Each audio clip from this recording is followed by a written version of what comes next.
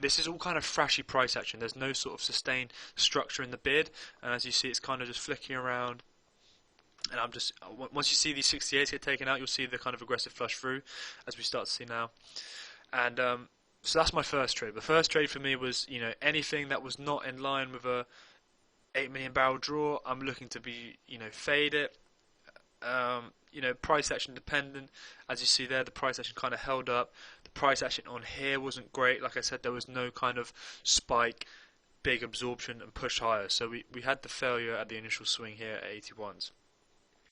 So now, like I mentioned, guys, if you didn't see earlier on the 3-minute chart, the auction block comes in around 52 to the 48-52 area.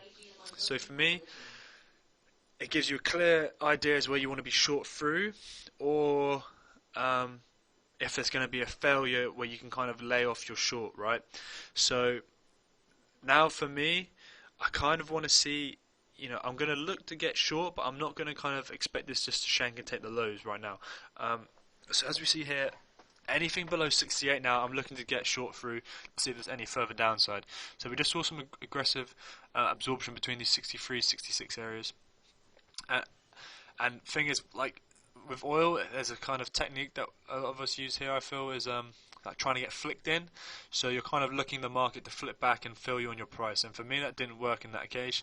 And you kind of had to be aggressive and pay down there. You didn't really get paid to hold back. So now I'm going to look to be aggressively short through this block here. So we see now how we traded back below 52s. I'm looking for a swift rotation lower now. If we couldn't hold a bid on the relatively decent draw, I'm instantly going to look for some sort of short side action. So again, it's all about, you need to give these trades time to breathe, sort of thing. So the minute I start seeing, I'm happy to see reloading on the offer. And the one thing that I noticed over this period here, though, is there's not real big clips down. There's a lot of clips being lifted into the offer, but then it's just being reloaded. So there's someone aggressively buying these prices, as you can see here. There's big clips. I see only 12 lots, 3 lots traded, 31 lots traded, but there's no real aggressive size smacking the bid. Whereas, as you'll see in a minute, the price actually completely switches as we fail into this block, and my whole bias, how I want to be positioned, will change up again.